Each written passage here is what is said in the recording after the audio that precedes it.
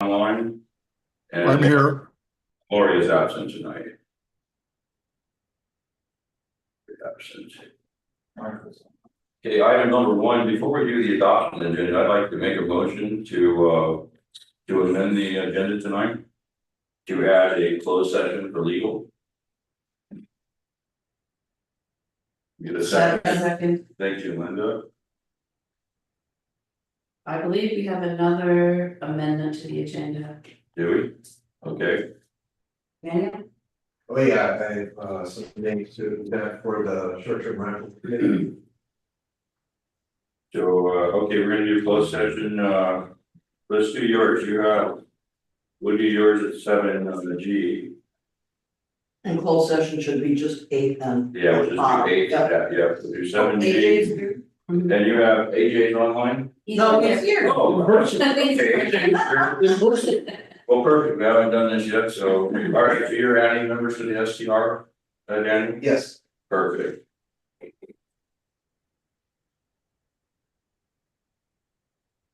Yes. All right, so we have 2 amendments. We have closed session for item number 8, and then 7G would be the SDR task force. All in favor of the amended agenda? Okay. I raised my hand. All right, that's unanimous. Okay, item number 2, announcements. Do we have any announcements tonight? I have a couple. A reminder about the May 12th Firewise program in the Ant Barn, 6:30 to 8. Things are lining up very well for that. And I have another announcement for June 10th. The safety committee is going to be hosting a presentation on mapping your neighborhood. Map your neighborhood. So it's a FEMA approved program to help neighbors connect and understand what each other's needs are in case of various emergency situations. So if there's some elderly folks that need help getting in or out, food, travel, whatever that is. So I haven't been through it, I don't fully understand it, but that's kind of fun. And that would be June 10th, also at 6:30. And where's that going to be at, right? In the next farm. So on your flyer, was the address, did you have 8 Farmview, or did I see 4 on the flyer for Firewise? And then it did say Dance Farm, but I think it said 4 or something like that. So just you know, something to look at. But it's going to be at the Dance Farm. Yes. Firewise as well as Map Your Neighborhood. Yes. Okay, I'm gonna check. All right, any other announcements? Well, I have one. This is Rob. There is an open seat with the N&E committee.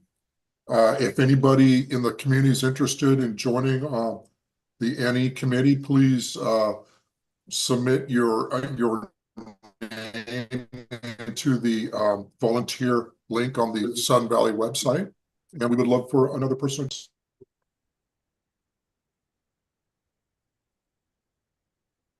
Thank you, Rob. Any additional announcements? Well, I'm gonna follow up on something that Rick had said earlier this week. That we want to acknowledge that it is volunteer, is it month or week? Yeah. Volunteer month. Exactly. And we all want to thank all of our Sun Valley volunteers. So many of you don't even know that you're doing this volunteer work, you're helping your neighbors. And we want to acknowledge that and really appreciate everyone that's putting in time and helping this community. Volunteers are extremely important, so thank you very much for that. Any other announcements? Okay, hearing none, we're going to move on to property owner comments. Do we have any property owner comments tonight, Spencer? Anybody? No. Okay, hearing none. Item number 4 is approval of meeting minutes. We have none tonight. Correct? That's correct. They're Right. gonna come to you in the first meeting in May. Perfect. So we're going to move on to number 5, reports. We'll start out with the GM report. Michael. Thank you, Mr. President. Can you hear me okay?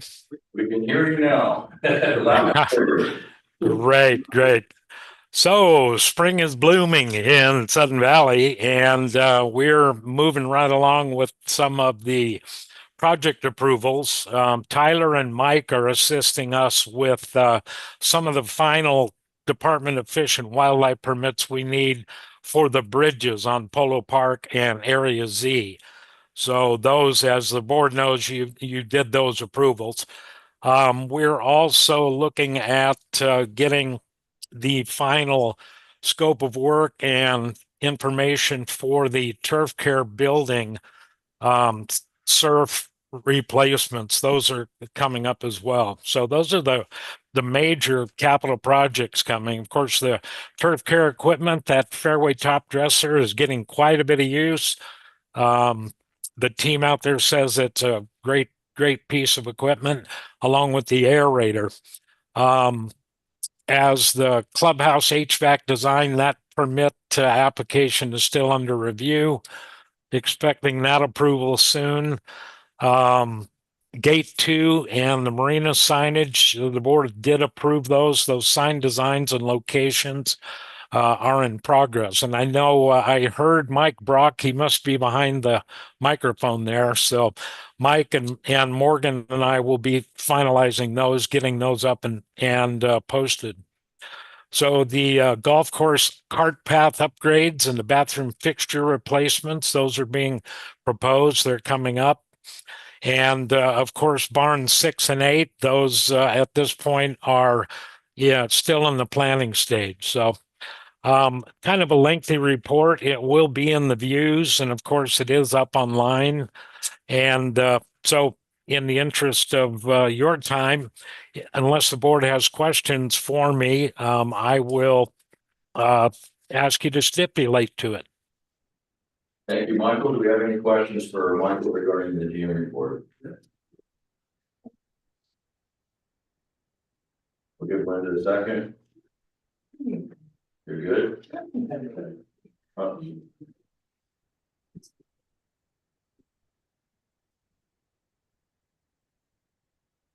Thank you, Keith. Was I cut out for a moment? Did I miss something?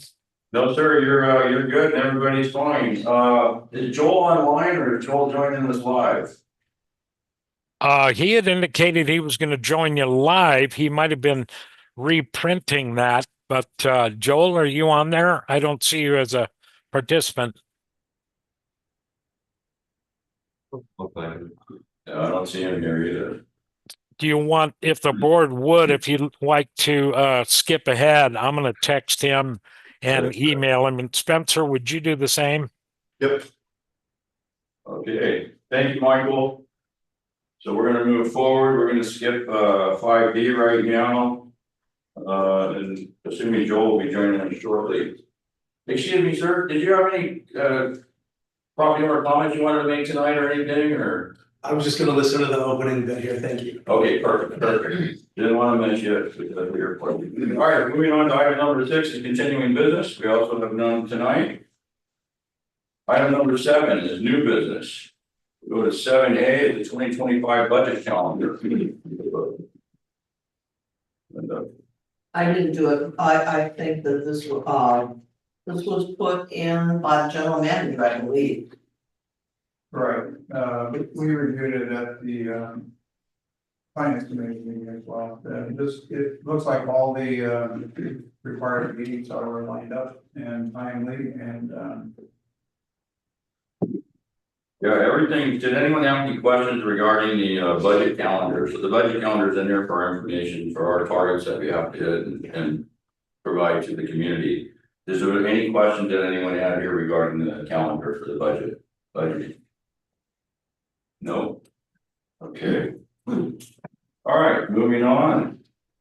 To 7B, the collection policy, the 2025, it was updated by Bradley and team. You wanna?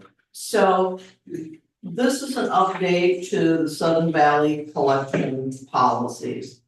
There's an update that was done to RCW 6438-100 that has to do with different dates and language that has to be included on any of our and many of our notices to people who are, you know, in arrears and delinquent, and what happens when they become delinquent. You're late for for 60 days, but then you become delinquent. The state now requires specific language that has to be included, and also gives the number of days that these notices have to go. It's different than we've done already, and I would make a motion that the board approve this updated policy per the changes in RCW 6438-100. Okay, I'll second that motion. Have any questions or comments regarding the updated policy? I was just wondering what was driving it, that you answered my question. Yeah, that's it. I had one question for you, Linda, regarding late accounts. It says 30 days past due. Yes, Accounts which are 30 days for the past due date are late and incur a $25 late fee, then correctly or directly under that account which are not fully paid within 60 days. Is that an additional 35 or is it just 35, so $10 more? it's gonna be, you're gonna get a $25 one. If you go to 60, you're gonna have 35, so then altogether, you're gonna have a $60 fees that you need to pay. So it should say and incur an additional $35 late fee. I was just wondering about the wording, the verbiage. I have the same question. This is the attorney, the attorney looked at all this after we did ours. If you would like to say an additional, I think we're able to do that. And these are fees that are already in our fee and fine schedule. Perfect. Yeah, I think that the verbiage should be corrected. Okay, It's more clear. Okay, any other questions? Okay. All right, all in favor of the motion to approve the updated collection policy for 2025? AJ? AJ. Abstain. Okay. All right, that passes by majority. I didn't see Rob. He doesn't vote. Oh, I'm sorry. Stu does though. Is Stu up there? I did not see Stu. You know, you wanna. I heard him. He was on there. Yes, I voted yes. Oh, Okay. All right, he's good. All right, thank you. Okay, gonna continue on with new business, item number C, capital request for 2025 payment markings. Michael? Thank you, Mr. President. And I'm also fortunate that I have Mike Brock in the room. This is the request to approve the contract for the recommended vendor specialized pavement marking. And so in February, you may recall the board approved a total project budget of $31,805. This included the items you see itemized on page 19, construction management.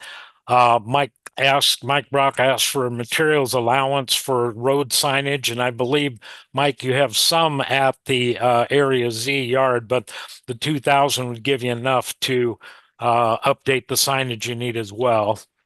The centerline painting bid was the estimated or the request is the 18,223. So the again, there was a question on what to do with the unused funds, and I'll leave that up to Joel to describe how we would handle that. But the two motions there are what we're looking for, that I be authorized to execute the standard construction contract with SPM in the amount of $18,223.91, and that the unused $8,073 approximately be returned to the roads fund in some manner. Of course, there is a contingency, a 10% contingency. So if some of that is not used, of course, that number will change. So does that work for you, Joel? Yeah, whatever comes in under budget, it'll just go back to the roads fund when the project is closed also. All right, so I'll read the motion. So we'll move that to motion number 1. Move that the board of directors approve the general manager to execute a contract with Specialized Pavement Marking LLC in the amount of $18,223.91. Utilize an SBA standard construction contract for painting the center line of the main roads. Second. Okay, questions, comments? Linda? I have one for Mr. Brock. Question, I know they're gonna do the center line. Is anything going to be done with the speed bumps and the signage for them? A lot of them are just worn off. Yes, the paint was not included in this project. They all do have signs. Yeah, I'm saying it normally says bump and then, on the road, I'm saying a lot of that is just gone. Yeah, that was not included. And to my knowledge, we have not had any complaints on that. Okay. And maybe I'm not getting them, but I have not received any. And I was gonna say, I would want to take some pictures, I have 3 of them then. Yeah, that should that just be an ongoing thing. We did test painting a few last summer and honestly, they didn't hold up that well. Do you do it yourself here with the maintenance? We did last summer, we did a few and they didn't hold up that well. And if we were to do that, we should really have the stencils and to do it properly. And how about the stop lines, you know? The stop bars, we've been doing in-house. That you're doing in-house as well, okay. That was my. As far as signs go, and this is gonna be way premature, but we are gonna try to get AM 1610 running again. And there used to be quite a few blue signs posted along the roads. Here, informing people about emergency radio. 1610 or whatever it is, yeah. And I'm just, Mike, do you happen to know where those are? No, I do not, and Maybe we can start with it. I suspect that they were so worn and faded that they may not be around anymore. Are those slated to be replaced at any time? Do we even have that ability? No, we don't have the radio stations on That's what I'm that. saying, we don't have it, so, yeah, okay. So it's not active, the radio station. Correct. Let's go with the antenna. When the fire station's done, they will be brought back on. Oh, We're gonna maybe have to take a look at replacing them and, decide how many places do we want them in and how cost, and we're gonna have to maybe then put that money out there again. They're metal signs. Yeah, I know. Okay, Excuse me, I have a speed bump question, may I ask a speed bump question? typically not at this point, but go ahead, since you happen to be here and yes, go ahead. I put in a request for one, some time, probably 2 years ago. Is there any plan for new speed bumps to be evaluated or installed in the coming year? I forgot not even done it until you said speed bump, sorry. Currently, I would say no, that's not the plan. However, we are actually speaking to a few people about speed situations here and what to do about that currently. So that's not to say they wouldn't come back up again, but it's currently not in the plan to add any additional speed bumps. But thanks for the question. Thank you. All right. All right, so now we're going to take a vote on the motion. I'll read the motion again. So it's moved that the board of directors approve the general manager to execute a contract with Specialized Pavement Marketing LLC in the amount of $18,223.91, utilizing SDA standard construction contract for painting the center line of the main roads. All in favor? That's unanimous. Thank you. Item number 2, or motion number 2, is move that the board of directors approve returning the unused funds, approximately $8,000, give or take, to be deducted from the roads capital code 9925.4 and have it credited back to the roads fund. An exact amount cannot be specified due to the unknown contingencies which are allowed in the contract. Second. Thank you, Linda. Any questions or comments regarding the returning of the monies? All right, hearing none, all in favor? Yeah, AJ, that's unanimous. All right. Thank you, Michael. All right. Thank you, Mike, as well. Now you just stay there, it's the next one's coming right. Okay, moving on to item D, 7D is capital request 2025 for the Welcome Center exterior painting. You'll find that on page 40 of your packet.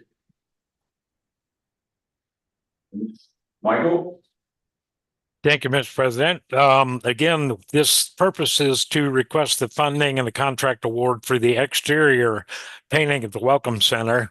The background, the capital budget allocated $16,224 for painting, and I believe Mike and I couldn't put our finger on the last time it was painted, but as the photographs indicate in the board packet, there's certainly areas that the paint is faded and the wood is exposed on the building and the deck railing. So I will let Mike describe it a little further. The recommended or preferred vendor here, CertaPro Painters, actually was one of 11 vendors and bidders last year. Mike, do you want to describe that process a little bit and how you narrowed it down to the 3 we have out of the 11 you ran through last year? Yeah, so last year, as most of you know, we did a pretty big project with the clubhouse and the adult center. And so we had reached out to essentially every commercial painter I could find when we did that project, and kind of vetted them. So we went through that process. Then so CertaPro won that award, did an outstanding job, communicated very well.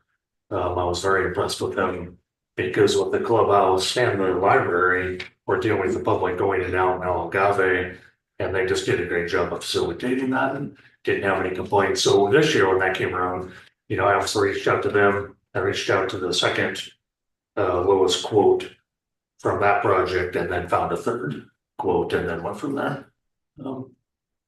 Excellent. And then this bid does include power washing, prep, everything that's okay. Yeah, it'd be pressure washed, scrape door needed, golf door needed, and then 2 coats of paint. And they do caulking on the ceilings. Yeah, okay, perfect. Okay, well, I'll read the motion. The motion is move that the SCCA Board of Directors approve the allocation of $7,611.21 from the SURF for the exterior painting of the Welcome Center and authorize the general manager to execute SBA standard construction contract with CertaPro Painters in the amount not to exceed $7,611.21. Second. Thank you, Linda. Questions or comments? Good comment here. Tom? Are we sticking with the same colors that are there now? Good question. Yes. Yeah, something different would be nice. But yeah. Second. I have a comment on the selection of the paint coating. Is a good selection. I do know this line, I worked for that company for 35 years. Sherman Williams. Yeah, super paint, got all the right stuff, so. As long as they put it on at the recommended millage, they don't say how thick they're putting it on, but I'm sure they'll do the recommended millage, will be fine.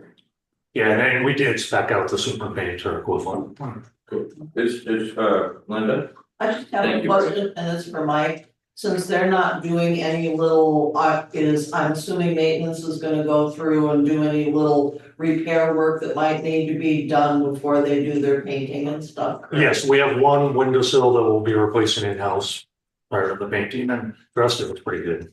Okay, What about color? Has there been any discussion on changing the color or anything, or are they happy with white, Michael? Is there? I'll let Michael take that Is there anything with white, Michael? Well, we had for the best coverage, when you go with the same paint scheme and paint color, you get a much deeper and much longer lasting coverage. If we want to send it out to to a committee, we'll probably end up with 20 different paint schemes. But just something similar to our clubhouse and everything else is like pretty much the same, kind of thing. So that's all I was thinking about. Yeah, and I had noted, Mike, that they do all the carpentry. They didn't notice any areas that appeared to need carpentry work. During the painting process, they find areas that need repair, they'll let Mike know. But they will do all the scraping, priming, all the bare wood will be primed, and of course they pressure wash it. They will caulk and do repairs on the way if we identify anything. And of course masking is all included in that. So any other additions to the scope of work, Mike, you can think of? No, I don't think so. Like I say, last summer they did a good job for us. Okay. All right, I'll read the motion again one more time. Move that the SD, oh, I'm sorry, was there another question? Just one quick Oh, one. go ahead. Mike, did you bought the building, do some painting? I'm sorry, Did you not do some painting when we bought the building? I could have sworn that there was some painting done at the time. Not that I'm aware of. Yeah, I was asking was that what else there was, but yeah, I agree with you. I There was was wondering. anything that was done. Something, I think the front of the building Unless was it's all horribly- those signs that were on it that were real estate signs. Oh, is that all I it was, think just I covering did up? that. Could be. Maybe that's. Area. what it was. Okay, so that's all, it was just covering up some real estate signage. Yeah, I was thinking it was repainted, but it was done, it was not more. Wait, it's now. Yeah, the pictures. Yeah. Okay, sorry, I just wanted to. No worries. I'm gonna read the motion one more time. Move that the SPCA Board of Directors approve the allocation of $7,611.21 from serve for the exterior painting of the Welcome Center and authorize the general manager to execute SPCA standard construction contract with Serve Pro painters in the amount not to exceed $7,611.21. All in favor? All right, that's unanimous. Too late. Oh, go ahead. It's not anything to do with the motion, it's just about, An aside. a discussion that came up in finance committee Uh-huh. when we were reviewing the request, and we felt like this looked like a very good proposal. But the question came up, you know, this particular Serve Pro, and I think they're kind of a franchise sort of international. Yeah, they are a franchise and they cover all the way from the Canadian border to Olympia. So their employees are throughout the coast. So Yeah, so that's, I guess, what was concerning to some of the finance committee members, they're saying, wow, they're 50 miles away. They're having to travel that far, but maybe they're not, they got some local crews. right, they have crews spread out throughout the region, is what I understand. So what led into the discussion after that was, is it possible to use local people, but it sounds like these are local people, for the most part. Yeah, I'm not exactly sure where this particular cruise is coming from, but in a sense are local, and the other two vendors, I guess it depends on what you consider local. I would consider Bellingham and Cedar Woolley local. Yeah. It's about the same distance. More local, yeah. So then another discussion that came out of that was, there was some recollection by some of the vendors on the finance committee that there used to be kind of a vendor fair where, and I wasn't here, so I didn't really get the full history on it, but apparently there was a vendors fair that would allow people who are interested in doing construction work or repair work or having bid work done here for Sudden Valley that would be invited in and given the opportunity to be aware of what projects were coming up in the year, so that they could avail themselves and make a good development bidding process. And has that been done before, to your knowledge? Not Before to your my knowledge, yeah, would have been before my time. Okay.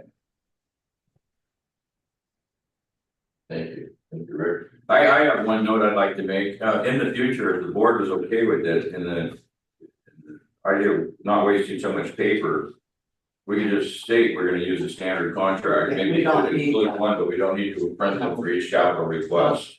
No, Um, only if there's a variance in it. perfect, yeah. All right, we're all in agreement with that? Yeah. Michael, did you get that? Yep, so noted. Thank you. Yeah, just save some time and some printing and everything else and save a couple trees. Okay, all right.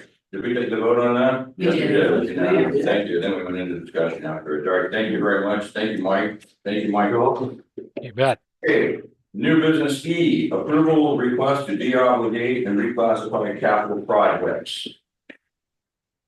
I think Joel? this needs to be Joel.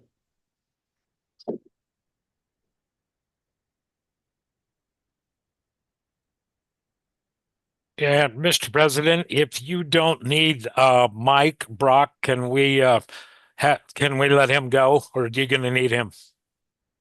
No, we're fine. Great, thank But you. I can do, Oh, he did. Yeah, thank you, Mike. Thank you, Thank- Mike. All right. Good night.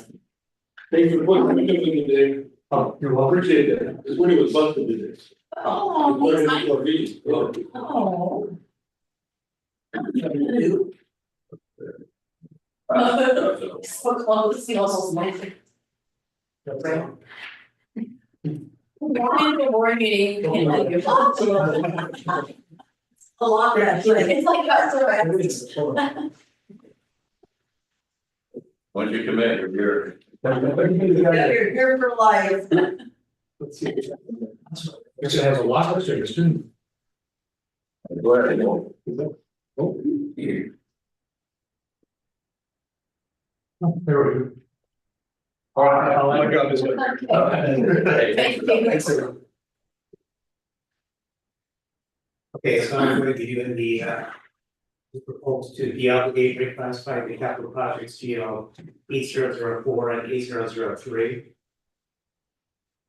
They're just everyone has the updated memo that I just passed around the handout, and so just to go down this, just put this summarize this whole thing. These are costs related to the November bomb cyclone storm event. The board approved on December 12th, you'll see the first two paragraphs. Board approved $228,131 to come out of the roads fund, that was assigned project field 004. And also on December 12th of the same that same meeting, literally right after that, as part of one motion. The board also approved $251,424 to come out of the CERT fund, which is project GL 8003. So that's where the costs would be basically recorded, captured on the income statement, and also the open project report at the end of the CERT and at the end of the roads. You can see at the end of CERT GL 8003, at the end of roads 8004, which shows, and I'll get to that once we get to the financial statements, but so basically, at the time that this was approved, especially the CERT, of course, we had no real. We just had a guess at maybe how much it could be for CERT. We were projecting possibly, as you see, $250,000 roughly. Now, down below, you can see it in the bullet points, the actual costs, actual incurred costs after the. So basically, at this point, this bomb cyclone, these costs we're just deeming them done at this point. And you can see at the end of December 31, 2024 year end. Roads, now keep in mind, so it was approved $228,131 come out of roads. And the actual incurred costs at the end of 2024 for roads, $226,697. I'm just rounding these numbers. CERF, it was at the end of 2024, $64,113. And then April, so this is year to date, this is the number right now, this is in the GL, the most updated number. So right now, CERF has in 2025 has $78,989 going for it. So you can see between those two for CERF alone.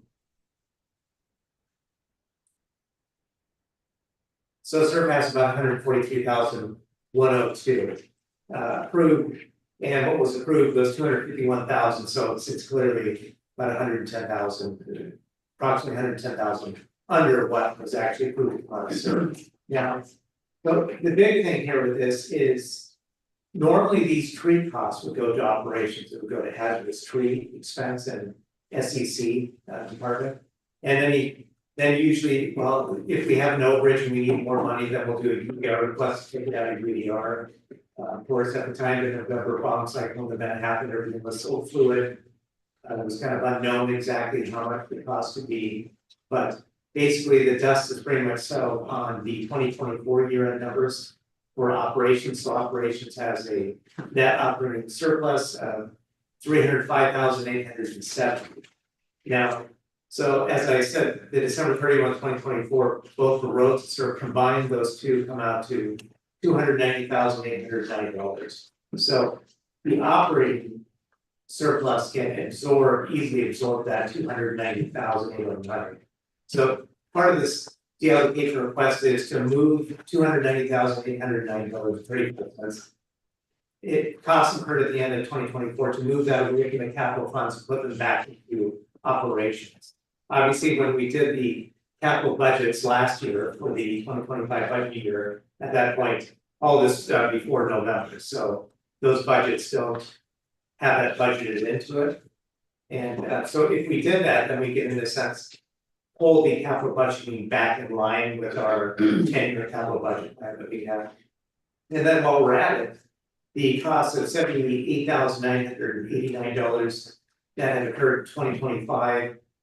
We could also move those costs away from the SURF back to operations in 2025. Now, of course, what that does in terms of, so year to date in the financial statements, operations in the hazardous tree fund for SEC has $32,375. This, as you can see on the memo, has $78,989 for SURF, GL 8003. So that total right now is $111,364. Now the budget for the hazardous tree in 2025 for SEC operations is $100,000. So then basically by moving that kind of puts us in a situation where we revert back to the normal way of doing things, so where we go ahead and expense these in operations and then dip into UDR from time to time when we have an overage running in operations. So obviously, once this is moved over, then that line item will be $11,364 above budget. Of course, that happens from time to time, but then we'll also come back to the board with a UDR request to go ahead and go ahead and keep. Yeah, a quick question for you. So did you just, or when I'm seeing you just handed this out, so this new one, this handout has that 48,000 for that tree we just. Okay, that's what I saw. Yeah. Has that been removed yet? It has. Work's been completed. Yeah, so like as Keith said, so this handout that you've got right here has all the updated costs in both GO 8004 and GO 8003. Obviously, 8004, there are no incurred costs in 2025, which is in 2024, but 8003 SURF, this is everything that's in that GO right now, which is on this de-obligation request. Perfect. All right, so I'm gonna read the motion and then we can have a discussion on that. So the motion is moved that the board of directors de-obligate $228,131 from capital project GL number 8004 roads fund. And to also de-obligate $251,424 from capital project GL number 8003 SURF. And to approve the reclassification of all related November 2024 storm event cleanup costs charged to these funds to the operating fund in the fiscal years for which these costs were incurred, thereby also reimbursing these capital funds from the operating funds. Second. Thank you, Linda. Questions? Comments? And as Keith, when he read out those numbers, so basically those numbers were the actual, as you can see in the first two paragraphs, the two approved amounts obligated out of those, both SURF and roads. Okay, all in favor?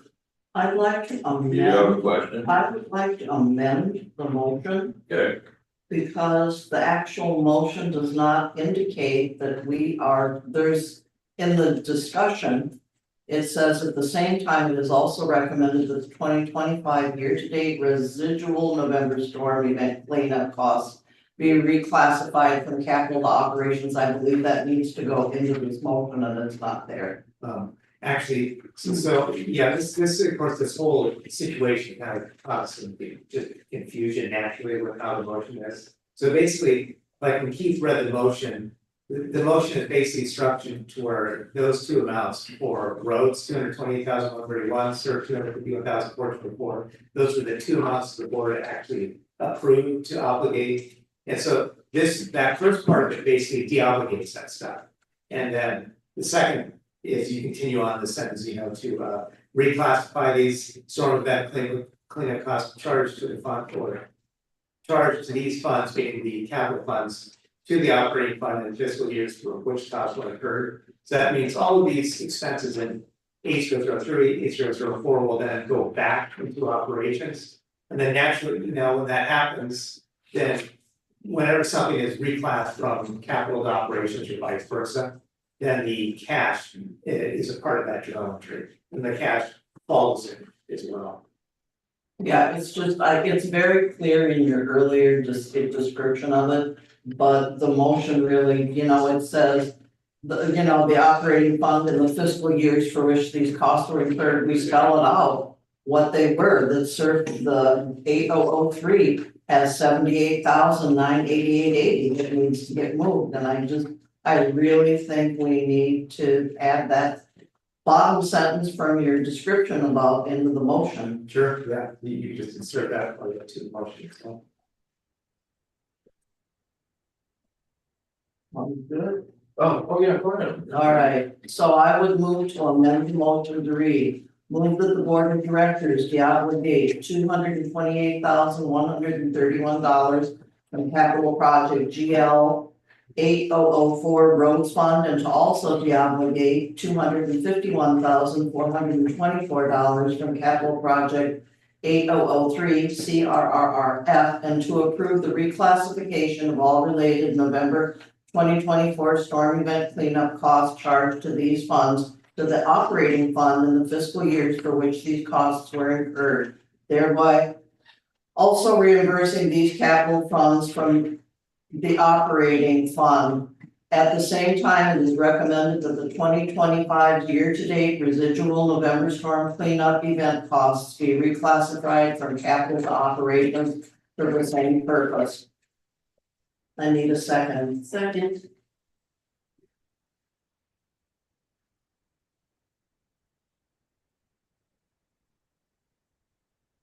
Did that work out with worded? That was. It was, okay. All in favor of the amended motion? That is unanimous. AJ? Yeah, yes, Okay, so.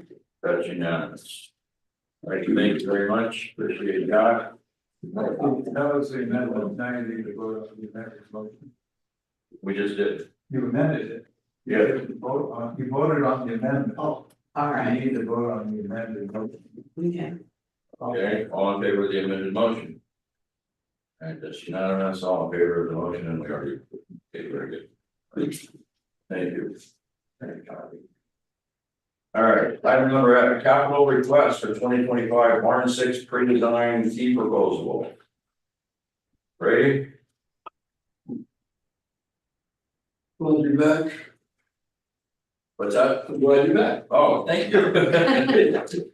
So, being the chair along with Rick on the long range planning, we've got a sign from the board to look at some options, the best option that could be determined with barn age situation, with all the repairs that's needed.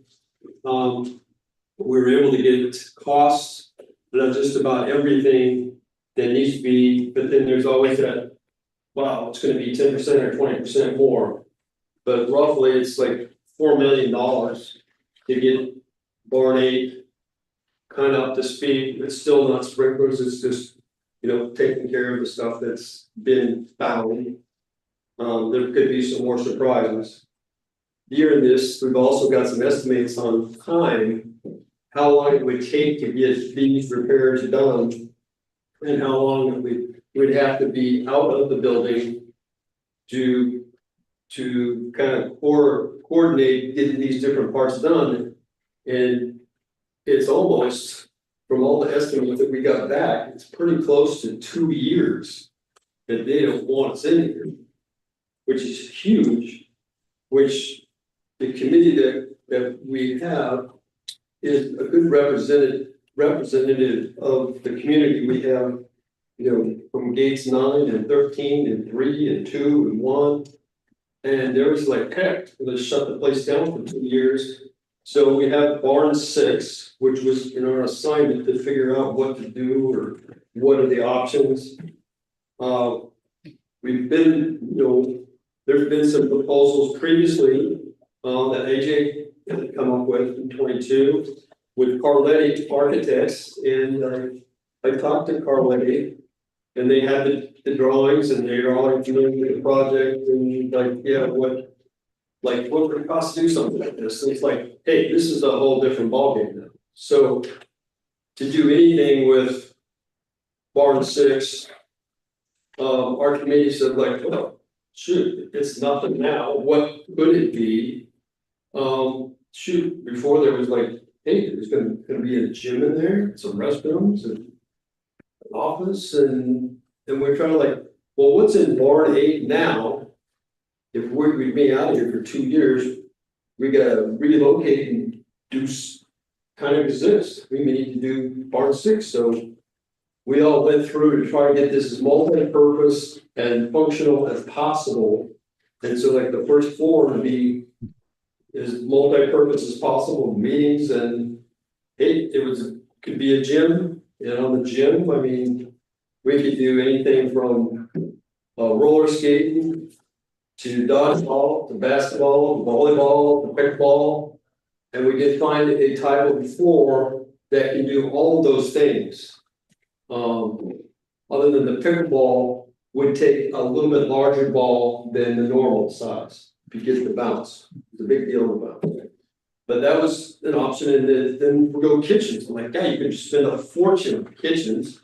So we try to went with a proposal kitchen, just like you can warm stuff up. You're not cooking meat. So to prep kitchen to keep the costs down. We're not making giant meals in there, but it'd be great to boil some hot dogs and make some spaghetti and do that kind of stuff. And allow for catering events. Yeah, for sure. And that would be first floor. And it's like everybody. We've been hit a lot. We're getting a lot of feedback on everybody's the adults, the seniors, or it's called adults. There's still lots of people that are sore about losing the adult center to the library.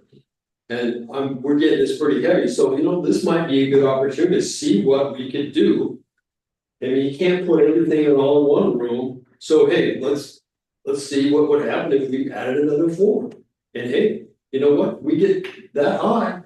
We got a really good view up there. A nice view of the lake. Got a view of the golf course.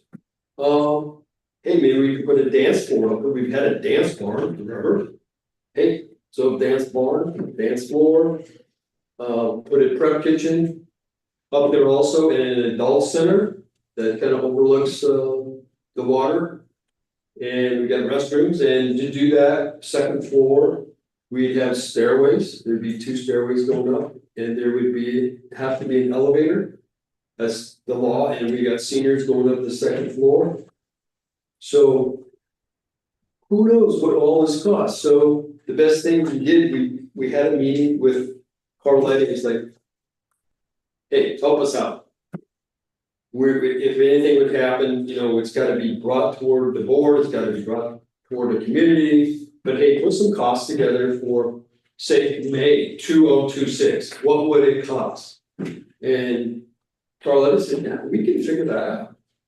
We can figure out that, once we figure out, where the hookups of the utilities are from barn 8 and where barn 7 was a little bit closer, find out those hookups, and then they can give it a fairly accurate estimate on the utilities. That's the big deal, because we're going to need power, we're going to need heat, all that stuff. So that's the big cost. And then, we're all on the same mission here to try to make this look like a barn. And so it's be metal, and it'd be barn like. And this is really just a feasibility study, and find out what it is, and if the number is just freaking outrageous, I mean, hey, maybe we can't do that on top floor. We can cut back, see what we gotta do, but we don't know anything yet. And so we need some real numbers so that we can actually propose something to the board to say, this is what's going on in barn 8, this is what could be in barn 6. And barn 6 got built before the repairs were done in barn 8. We'd have some place for the community to meet, do AGM, do all the stuff we need to do, exist, and try to keep the different events going on for exercise and all that. I was trying to figure out how many people are involved in the gym here and all that. And I did get a fairly accurate count from Kyle that, you got anywhere from 70 to 100 people running through here just in the lower gym daily. And then you got your classes going on too. And you got the Girl Scouts. There's lots of stuff going on here. There's the art club, the knitting club. I mean, the community does use this building a whole lot. And it needs something. So I'm proposing that we put out $19,000 and find out a new building would be, that would, the maintenance would not be nothing like this one. And have something new. That is the motion is the, approve the extension for 19,025. It would be for a 2026 May budget, what it would cost. And you continue with Carletti Architects.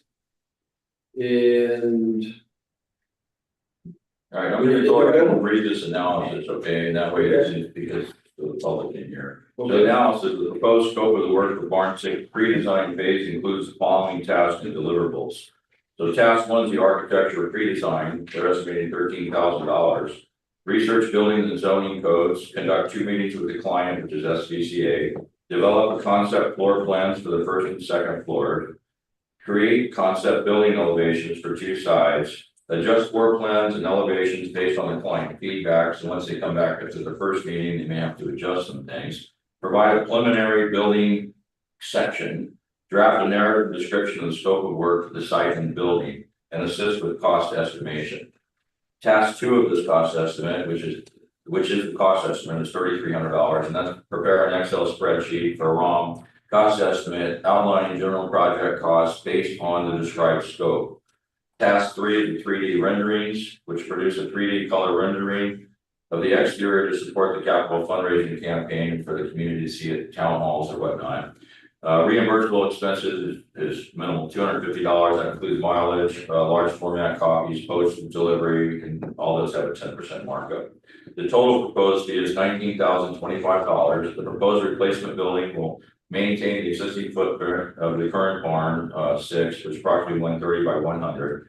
It'll include the first floor, which is a multi-purpose space, which have a sport court surface of roughly a basketball court size, 9450 by 16 and 20-foot high. So I'm assuming to be open air in the middle if you're gonna have a 20-foot high, because we don't want a 2 or 3 story barn structure. So I'm assuming that's, I actually drew something out already. That would suffice for that. Have the open air concept. So we have roll up garage doors or open air type experience. Restrooms for the men's, women's, and families. Elevator, which is required. Prep kitchen, a check-in desk, office, meeting rooms, fire riser room for the sprinklers, janitor room, electrical, mechanical room storage, slab on the ground, grade, so ground floor slab. The building was fully sprinkled and conditioned with heating and cooling.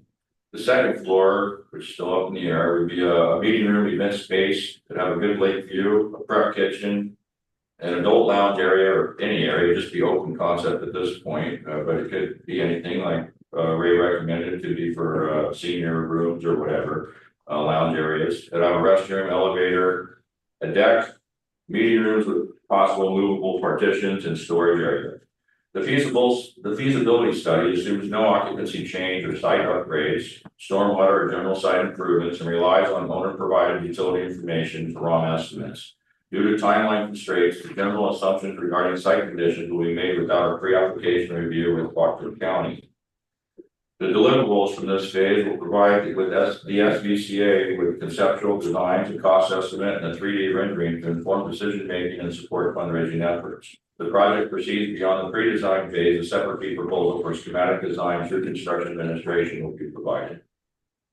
Sources of funding for the Barn 6 pre-design phase is provided for in the 2025 capital repair and replacement reserve SURF budget, the GL account number 9722.09, designated for Barn 6 and 8 renovation and replacement projects.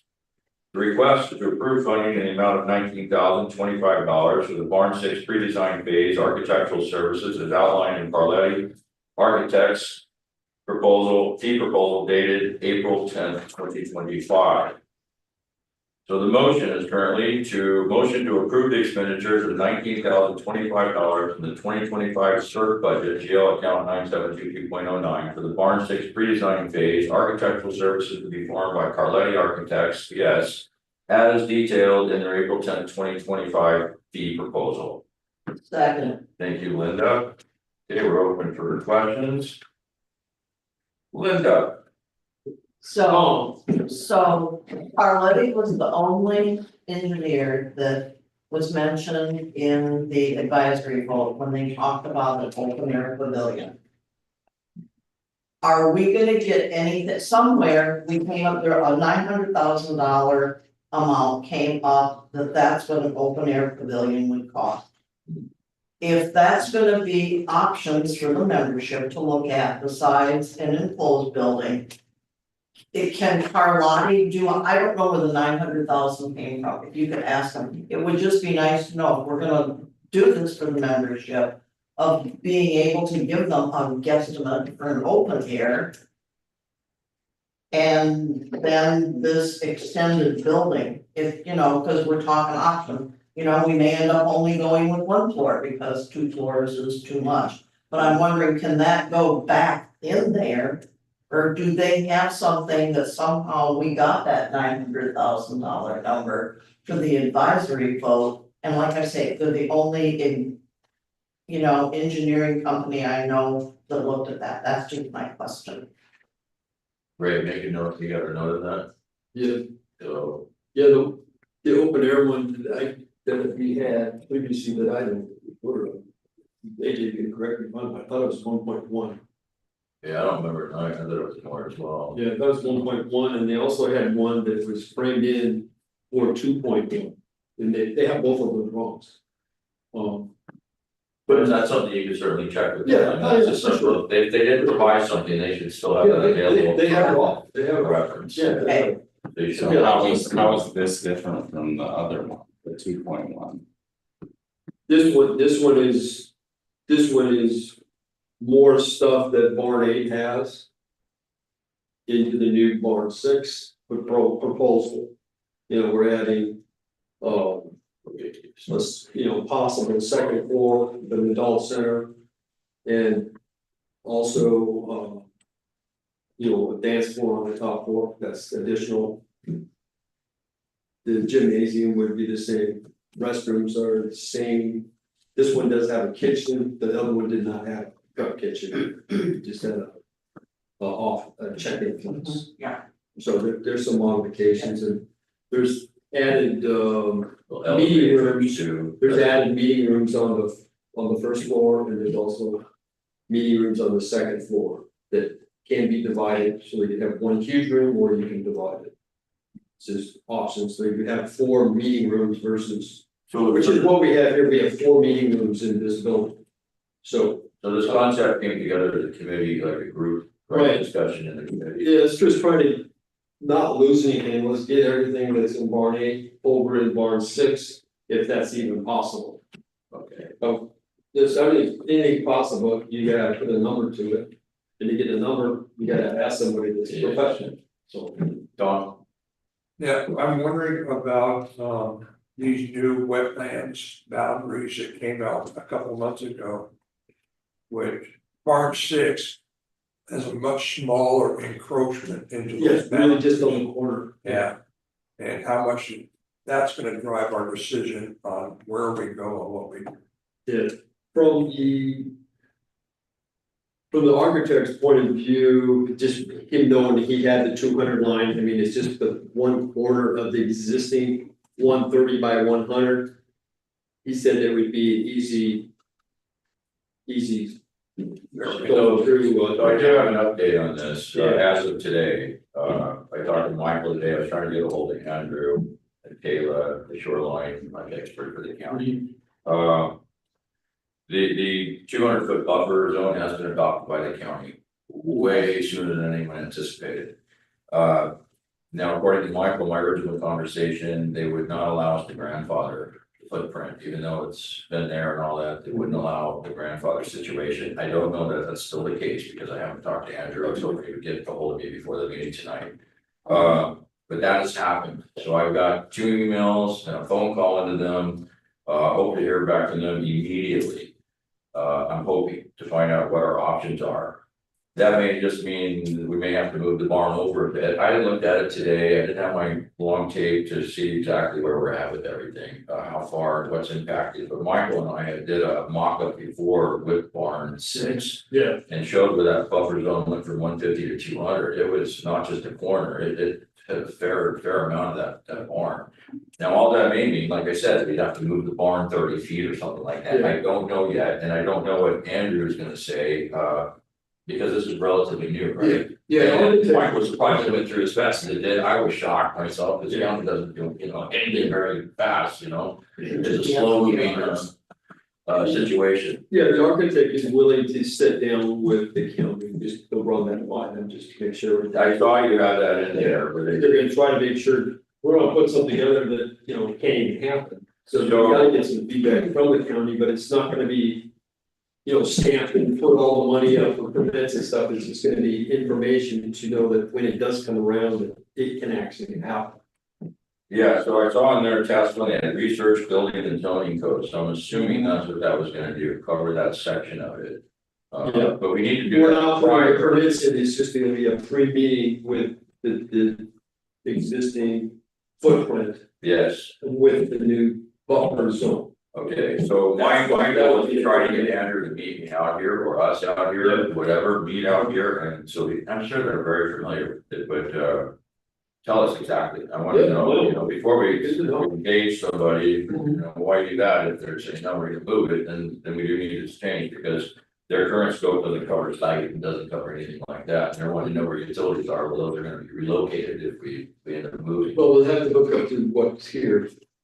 Right now. There are utilities in the barn 6, in the corner, there were bathrooms in there, we had security used to be in there, so there's electric, there's a bathroom in there. Yes. So there's plenty, and I know you can, and when you go in the big barn, there's plenty. That didn't work. Yeah, and the Chances are those utility stub outs and stuff are gonna be at that, corner that's way down there. This is the furthest away from the creek. Yeah. And part of this one, it's gonna be our responsibility to locate those, and we did get it, Mike did get it, bid with him and everything, it's like $250 an hour to locate them and mark them. Just wipe your fingers, touch the wires. So it should be more than $1,000, I mean, for us to do that part, but. And another thing that we've been able to get to is the architect wanted to know the pipe measurements, the diameter of the pipes. And it looks like we're able to get that, we got that from Wilson Engineering, they got some of their drawings. So we're able to pull that stuff off from what we already have. And with that, if they know exactly where the utilities are, we got some of that barn, which I didn't know that, thank you for telling me. That'd be a lot closer than pulling everything from barn 8 or the old barn 7 that. I saw some utility boxes right there. You should see if my rock would let you in that corner. Box used to be, because I think they still have some in there. But they can show you where the bathrooms and everything else, and there might even be a junction box in there, I don't know where that is though. I did go in there, there's lots of stuff. Yeah. It's pretty interesting. Additional questions, AJ? So the idea here is to spend $20,000 to research a solution that we already know it's gonna cost significantly more than $2.1 million. Which is a solution that the community didn't support in any serious amount of numbers in the first place, and the advisory vote.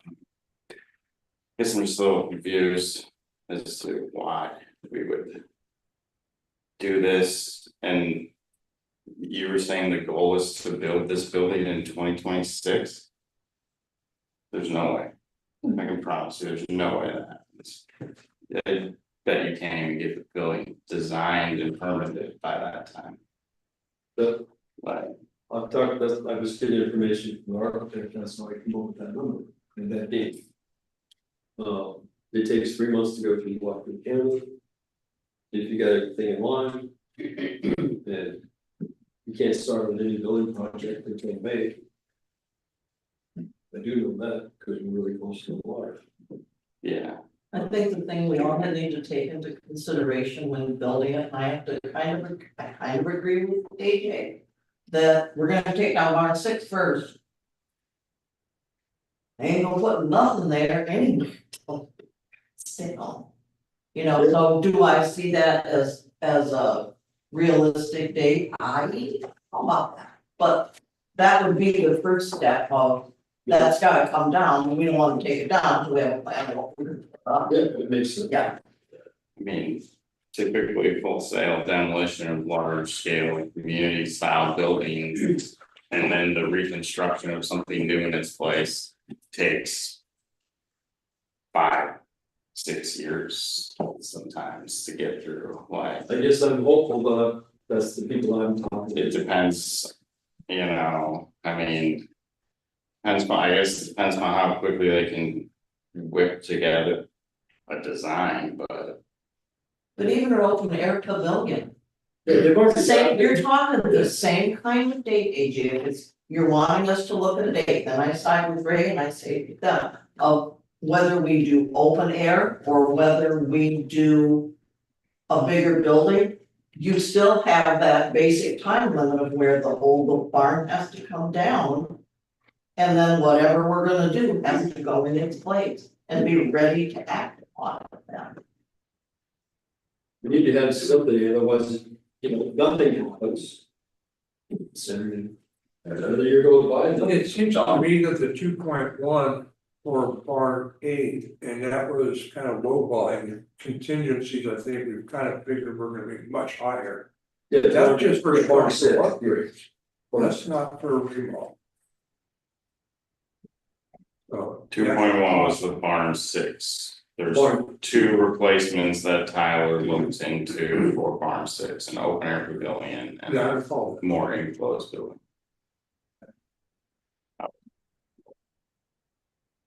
Any additional questions?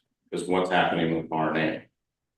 So we're supposed to make decisions on barn 6 without also making a decision on what we're doing with barn 8? We're trying to get information on barn 6, what it would cost. We do have the numbers of what it costs for barn. Like, Hey, is this well, just tearing down both these barns and replacing it with a new one, basically? Well, I don't, Right now, we're still trying to get information to make a good proposal on that, but we're roughly, I mean, if this barn 8. Is a lot of money in the, we're pretty close to 2 years. What they're really gonna do. It almost moves to do barn 6 first, so there'll be some place to operate. Yeah. And then when we take, and when barn 6, a portion of that 1-story, 2-story is built, we can move all the exercise stuff and all stuff down to buildings, barn 6, and then they can do the repairs in barn 8. That makes sense? Well, your Yeah, options. revitalization is moving forward again, got it. Okay, I'm just saying, you know, if you read the structural thing that was done, Special AJ, assessments are. that even that's another $2 million for this building. No one's anticipated, and it might go higher, but I'm saying that's what's in that structural report is another $2 million. No matter how you try and paint that pig. So you can look at a brand new building, or you can, if you're still gonna have the money that we've already. Oh, I know, but I'm saying you've got the money that you guys, that we already have committed to it. But then there's an extra 2 million besides that, and it's like. any additional questions? I just think that 2 million is a low ball. I think it's gonna be much more than that. It might be, but that's what I'm I saying. think we'll get more than 2 million, yes, I'm not saying it will be 2 million. Alright, I'm gonna reread the motion. So we're clear on it. The motion is to approve the expenditure of $19,025 in the 2025 CERT budget.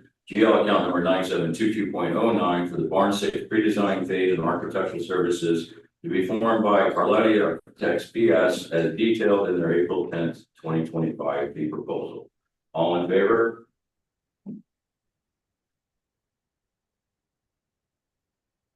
Any opposed? AJ opposed. Stu? Is Stu available still? He's on there, but I don't see, Sorry about that. There it is. I am, in favor. Okay, You're thank opposed? you. No, no, he's in favor, Oh, he he's in gave it the favor. all, no. Pass it by majority. Okay, thank you. Okay, we're gonna go to G since it's on here. It's Daniel. This is for SDR task force. Yeah, we had 10 people who had inquired about this and 9 people who seemed to be really interested. So the task was to pick 6 of these. They were all very qualified and could be very helpful for our task force. So I mean, it just comes down to 3 of them can't make it. I don't see why they couldn't be involved in our meetings and discussions. So I have 6 names right now that I guess I'll just read them all out and vote on. Perfect. Are they vetted? Yeah, Thank you. Thank you. we have Mark Fairhart. I'll give you the list then. Okay, Yeah, thank you. thanks. I was gonna write them down too. That's great if you could just provide it there, but read them out, please. Okay, we have Mark Fairhart, Jane David, Michael DeVolio, Ariel, I'll spell her name because there's no way to pronounce it. SZILAGY. Anthony Singer. And Barbara Michelson Murray. I have a question, if I can. Yes. We had said when we formed this committee that we wanted to make sure that the people were on both sides of this. You've confirmed that you have an equal 3 and 3. They didn't break down that way exactly. There are some that do have short-term rentals, so obviously they're for them, but nobody was against short-term rentals. They wanted a discussion and, they want to be part of the discussion. Nobody was against them, so it didn't break down. I thought we had some people show up at our meeting and were against short-term rentals. They spoke like, I remember they were 2 sides of the room actually. Some said over there, or we don't want them. Yeah, or we want them. didn't see And none of them applied. Nobody said that they were against that. Some of them had, stronger opinions about how strict we should be about them, so we do know that in the spectrum too. So it's a good wide spectrum of opinions. You're comfortable. And also a wide spectrum of experiences. So it's more about having discussions that Lori and I can monitor and glean something from. So I think we're happy with the experiences of the positions people.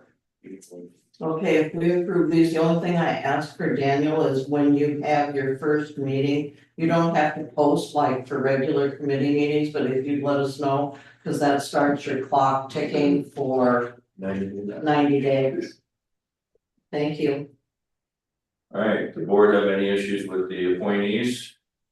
All in favor of these appointees to the SDR task force? Okay, Yeah. that's unanimous. Thank you, Daniel. Thank you for the list, Daniel. I'll look for it. Okay, we're gonna move up, back up to 5B. It's gonna be a financial report. You're gonna find that on page 8, and then I'll turn that over to Joel.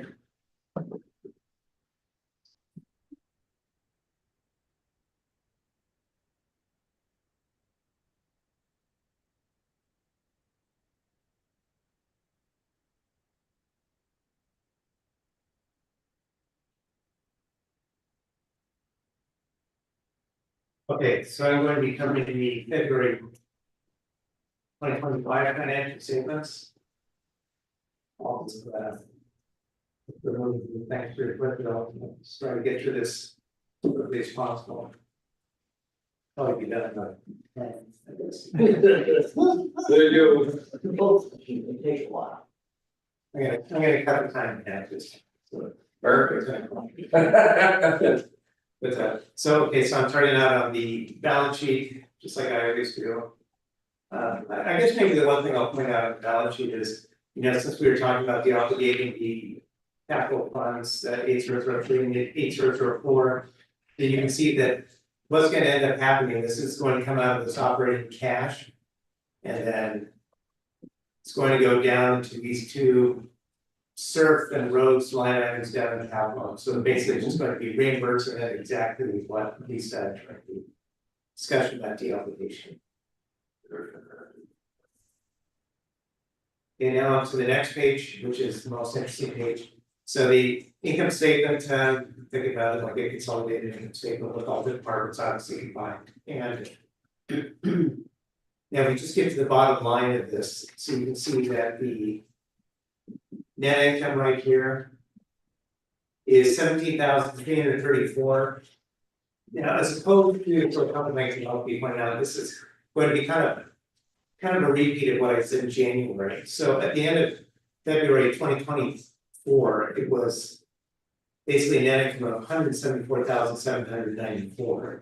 Then we have net income here 17,334. Of course, then we have to keep in mind, just like we did in January. Basically, January had 3 payrolls. Now, one of those payrolls was accrued back into, actually 1.2 payrolls was accrued back into 2024. So those were all dates were in 2024, so it gets accrued back. Now, back in when we were looking at the January 2024 financial statements, there were 2 payrolls in January. One of those was accrued back. So you see where I'm going with this in terms in January 2025 will be, so 3 payrolls will hit twice during the year. This year it's in January, the next time I'll have this in August. Last year it was March and August, so since we have 3 in January and then basically 1.2 was pushed back into 2024, that means January 2025 compared to January 2024, January has close to a whole payroll versus the January 2024, meaning so payroll expenses are more in January year over year. Now, once we get, like I said, once we get to the March financial statements in 2024, since March had the 3 payrolls, then once we get into March, then everything smooths out and becomes apples to apples, so to speak, on payroll costs. And then since both, actually last year in 2024, the second payroll happened in August as well. So then for the rest of the year, it will be apples to apples in terms of payroll costs. So where I'm going with this is these financial statements, January and February, will have an additional $68,487 payroll costs in it. That since it's 0.8 payrolls, we'll just say not a payroll. So basically, if I were to add those costs back, then it would become more comparable year over year, February to February 2024. So putting those back, or putting that payroll, factoring that back in to make it more comparable, then the net income would go from 17,334 to 85,821. So now we're a difference of about $90,000 between February 2025 and February 2024. So the difference isn't so stark. The collection rate, as I pointed out back in January, the collection rate was obviously we budgeted for a 95% collection rate for all of 2025, just as we did last year, 2024 as well, and in 2023. But so our collection rate started out at the end of January in 2025 at 92.7%. That's how it goes here. Every single year, January always starts out at the lowest and it goes up from there. And then as you can see, so January is 92.7%, then February now it's back up to 94.6%, so not far off of our budget. And I know the collection rate for March 2025, it's now gone from 94.6 up to 95.8%. So it's tracking pretty close to how it was last year. March 2024 it went up to 96% versus March 2025, 95.8%. So it's right there. The collection rate is nothing. That's good news. Yeah. Oh, and I'll just quickly point this out again, as I did last month, but obviously we budgeted for a 95% collection rate. So every 1%, like for example, we had a 96% collection rate at the end of the year, then ops would take in additional 28,561. It was the 97%, we double that number, 98% triple it, obviously we can only get another 5% in there to get up to 100%. CERP, say if we're 96% collection rate, And at the end of 2025, CERC would have an additional 14,463. Roads would have additional 40,875, mailboxes, just additional $266. And keep in mind, at the end of December 2024, we did finish out the year at 97.95% collection rate. So hopefully that happens again, which means we'll have more money than this budget. Which is obviously what we want.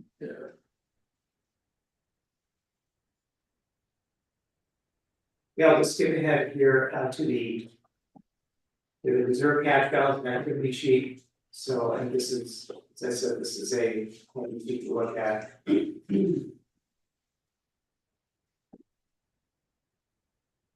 Obviously, the major funds like serve roads, mailboxes, that were the major fund, but UDR, the most important ones, but that the board will obligate money from.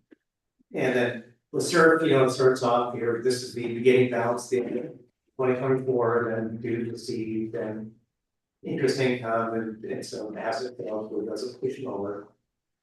These are all the expenditures, 2025 expenditures. Now, when I say expenditures, these are all the checks written that went out the door, like loan payments, capital projects, free removals that was approved.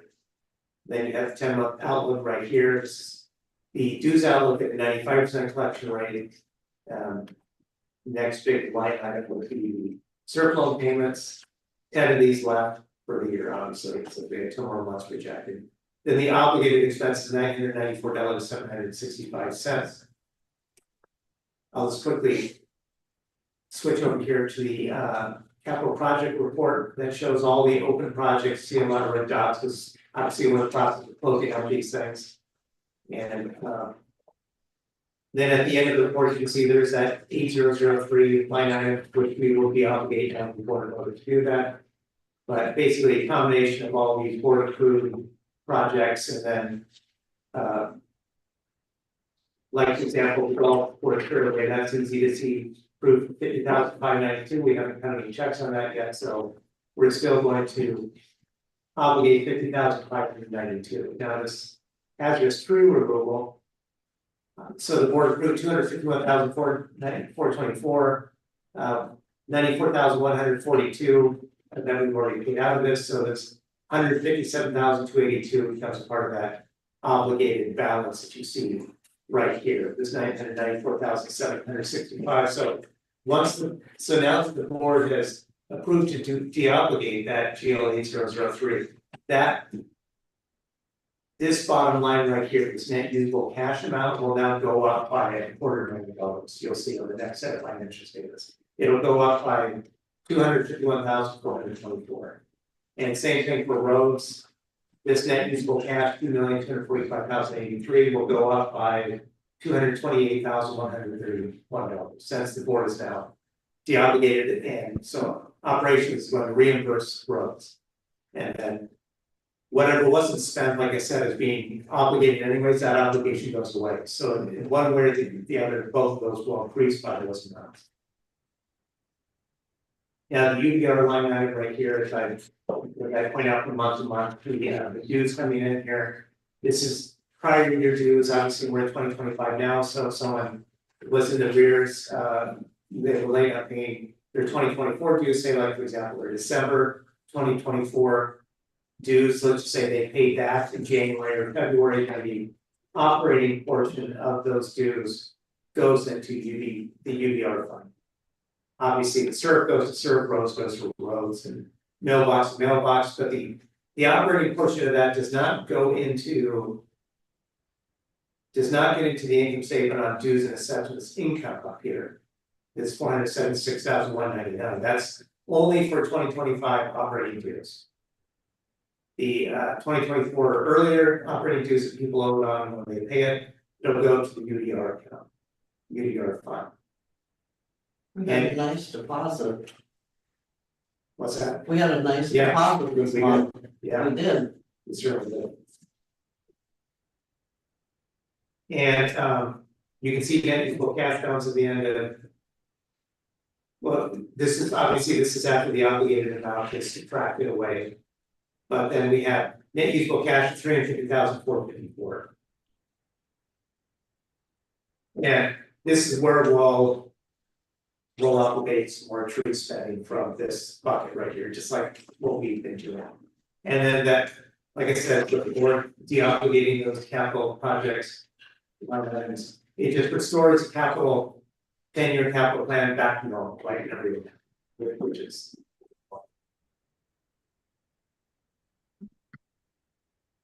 I'm going to go ahead, the last. Obviously, this page right here shows you the current month only February, shows how each department contributes to the operating net income here. I'm just going to go to the next page, which is year to date, January and February. And there's that, as you can see, there's that 17,334. And then this shows you every single, where the departments, what contributes to make up that 17,334. I'm going to point out golf line items and some of these. This is our biggest revenue center in operations.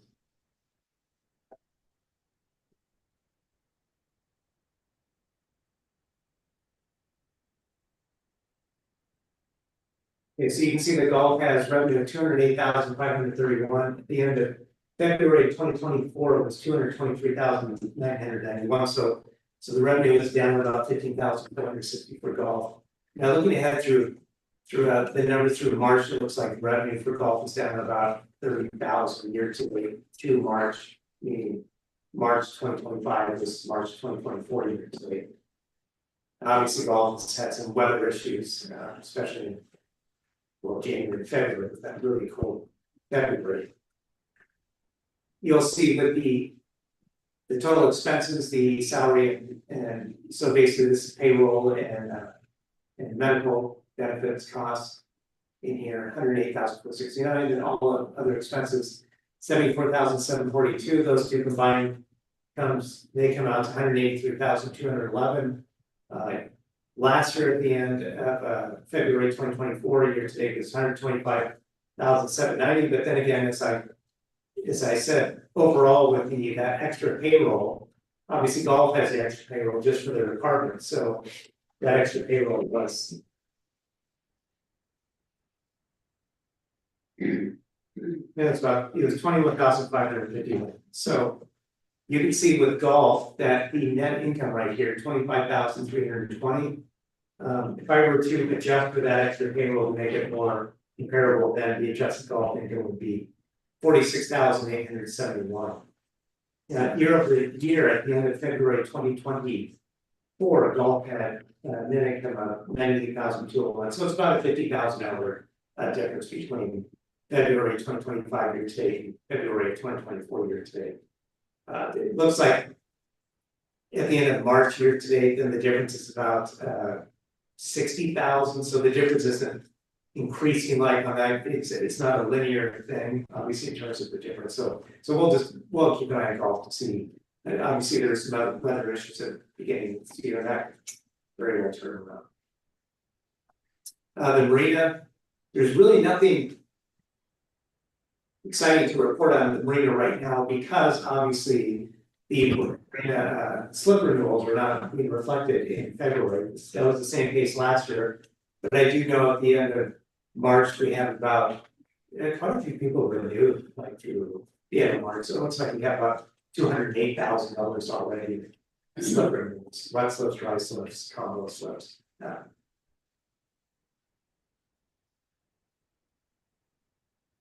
But I would say that's pretty much the main highlights of the financial statements. If anyone had any questions about these.